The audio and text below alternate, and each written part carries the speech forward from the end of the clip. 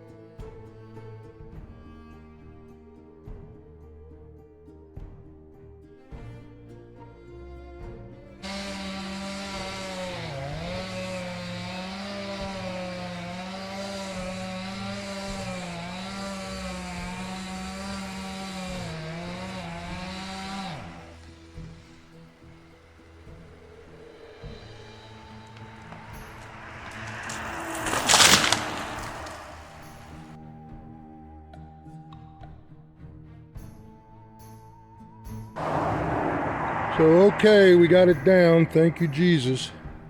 And she's down, and the electric wires are safe, and the highway is safe, and everybody involved is safe. The neighbor came over and hooked his John Deere battery up on his tractor to my winch. That was a great help. And we pulled it down using a chain, a cable on a backhoe, and a winch on the man lift, and a lot of prayer. I was sure worried about those electric lines in that highway. So we're cut up now, and these two large pieces right here and right here are going on the sawmill.